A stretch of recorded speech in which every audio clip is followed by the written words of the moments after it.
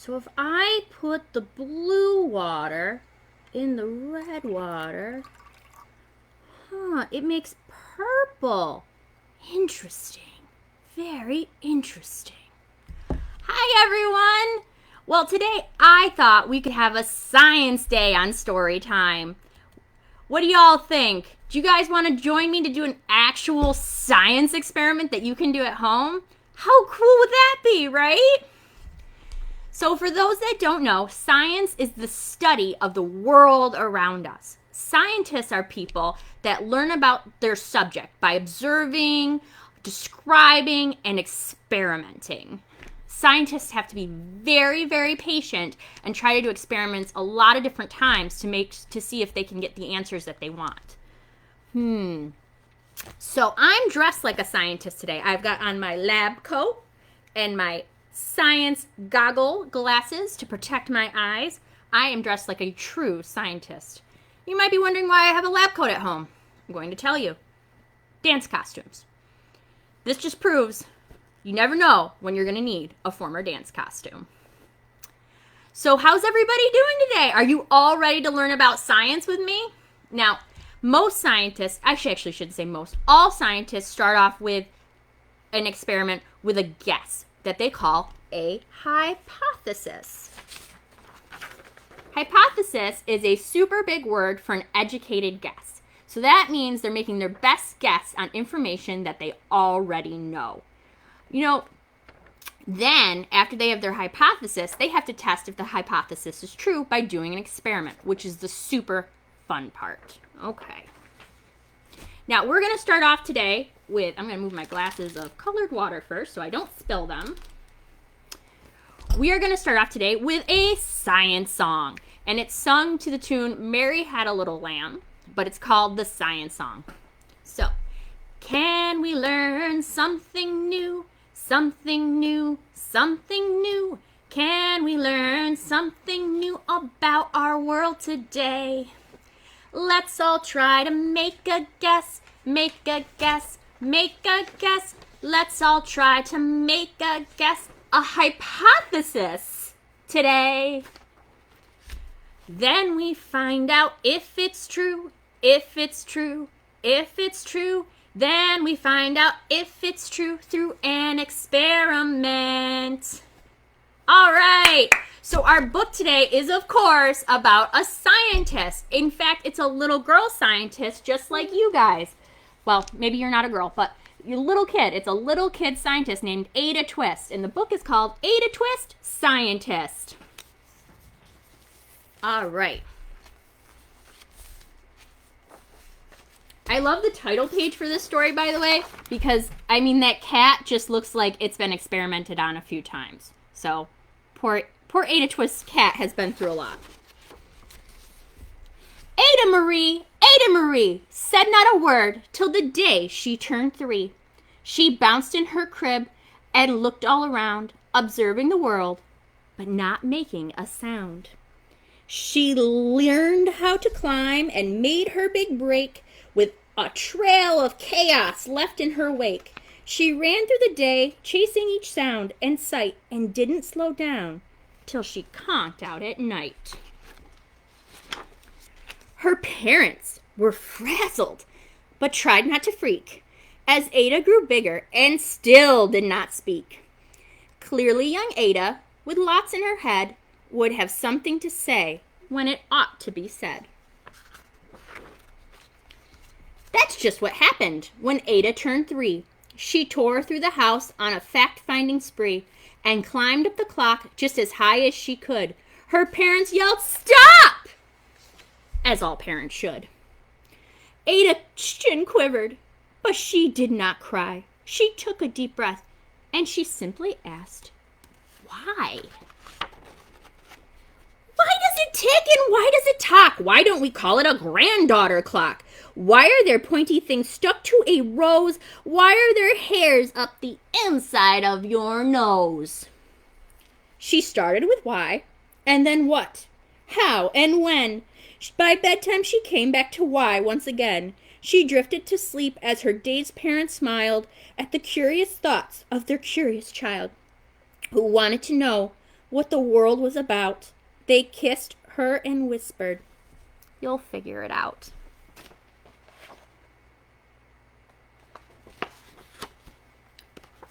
Her parents kept up with their high-fiving kid, whose questions and chaos both grew as she did.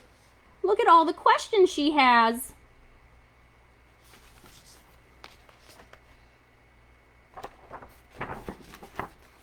Even Miss Greer found her hands were quite full when young Ada's chaos wreaked havoc at school. But this much was clear about Miss Ada Twist. She had all the traits of a great scientist.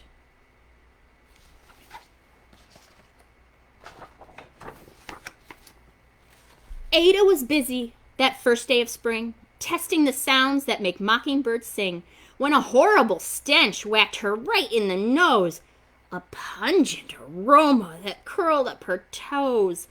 "Zowie," said Ada, which got her to thinking, what is the source of that terrible stinking? How does a nose know there's something to smell? And does it still stink if there's no nose to tell? She rattled off questions and tapped her on her chin. She'd start at the start, where she ought to begin. A mystery, a riddle, a puzzle, a quest. This was the moment Ada loved the best.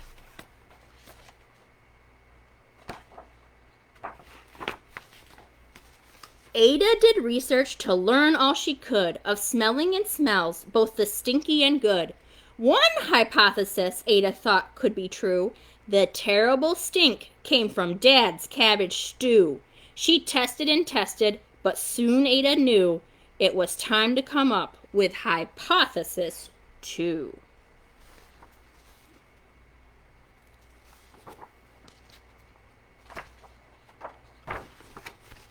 Then, zowie! The stink struck again, just like that. Hypothesis 2, it's caused by the cat. The cat couldn't make such a stink on its own. It needed perfume and some fancy cologne. So young Ada tested. The test was a flop. She started again, but her parents yelled, "Stop!" Oh no, she was going to put the cat in the washing machine. Oh boy.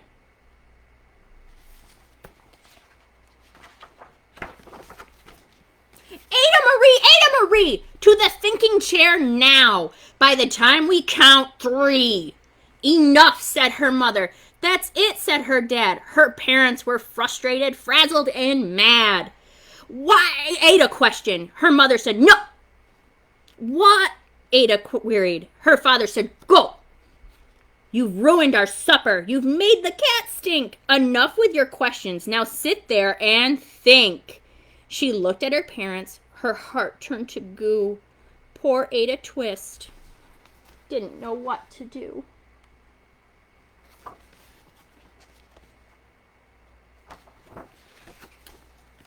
She sat all alone by herself in the hall, and Ada once more could say nothing at all.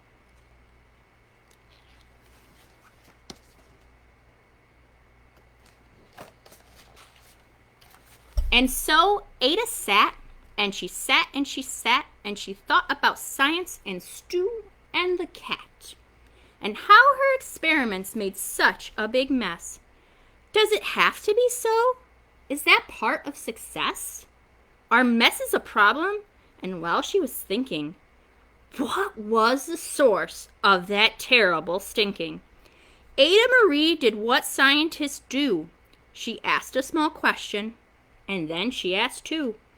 And each of those led her to 3 questions more, and some of those questions resulted in 4. As Ada got thinking, she really dug in. She scribbled her questions and tapped on her chin. She started at why, and then what, how, and when. At the end of the hall, she reached what? Why once again. Oh boy, wait till you see this page. Her parents calmed down, and they came back to talk. They looked at the hallway and just had to gawk. No patch of bare paint could be seen on the wall. The thinking chair now was the great thinking hall. They watched their young daughter and sighed as they did. What would they do with this curious kid who wanted to know what the world was about. They smiled and whispered, "We'll figure it out."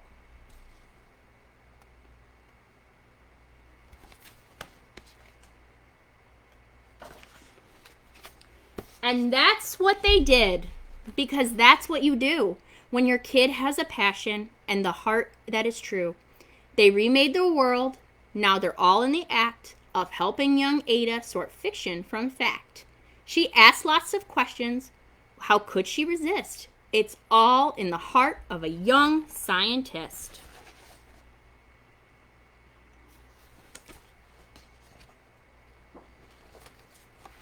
And as for that smell, what can Ada Twist do but learn all she can with her friends in grade 2?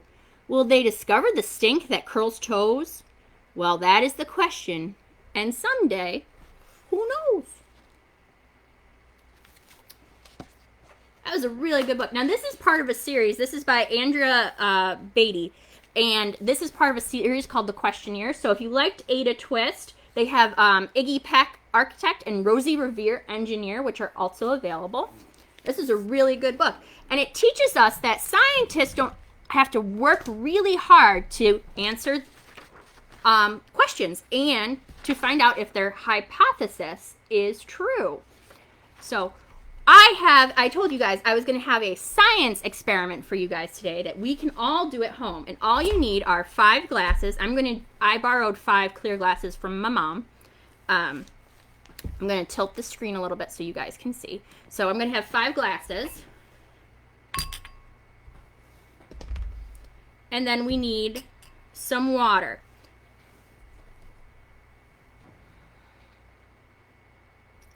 We're going to fill 3 of the glasses. We're going to fill the ones on each of the ends and the one that's in the middle.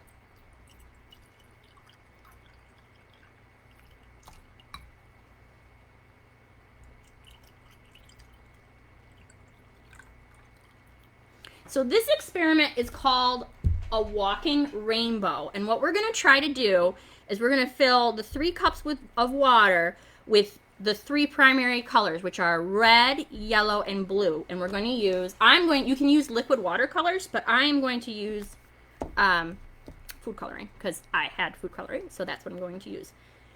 Now, we are going to try and make it so that we have a rainbow. Now, they said that when I read this experiment, they said add a lot of food coloring, so that's what I'm going to do. And this is the fun part, and this is something kids can actually do. It's a good fine motor activity. If you can get them open. 1, 2, 3, 4.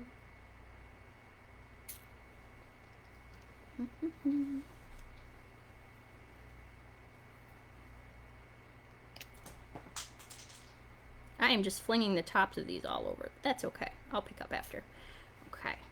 So I'm going to mix. I have 3 spoons here, so I'm going to mix up my color a little bit. Ooh, that's a very deep blue.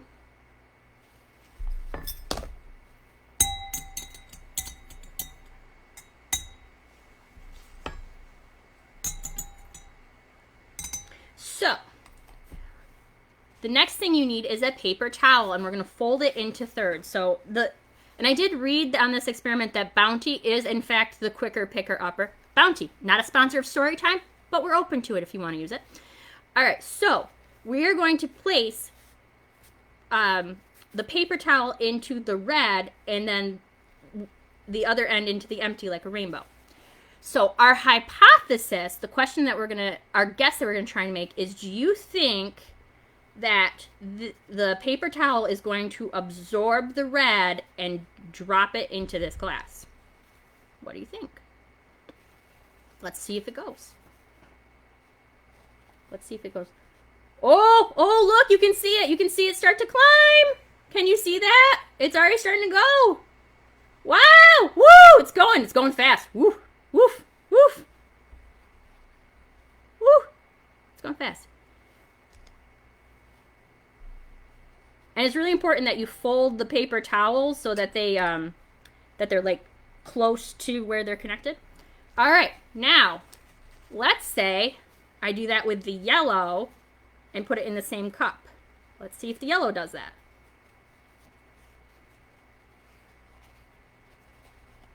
Oh, there it goes. Can you see? There it goes. It's starting to climb. It's all about halfway there. Ooh, it's going.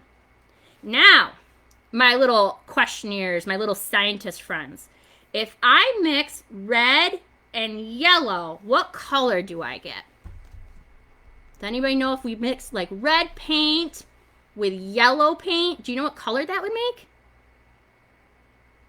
Orange, you're right. So, here's our hypothesis. Do you think that the red, and you can kind of see the red is already moving through the paper towel, the red water will drop off into this cup and the yellow will drop off into this cup, and do you think they'll make orange? It's a possibility. That's our hypothesis. So let's try it with this other one. All right, we're going to drop it into the blue. Let's see how it does with the blue. Woo, there it goes. It's going up the blue. This is so cool, you guys, to watch this. I'm so glad we could be together to watch this happen. Oh, yeah, the blue is going all the way up that paper towel. Woo! There it goes. It's racing. It's racing. So then we're going to do the same thing. Oh, I shorted paper towel. I'm going to fold another one. We're going to try the same thing with yellow on this side. Oh, there goes the yellow. So, our hypothesis is that if we do this, I'm eventually going to have a rainbow that poured itself. So I'm going to have red, orange, yellow, and what did blue and yellow make?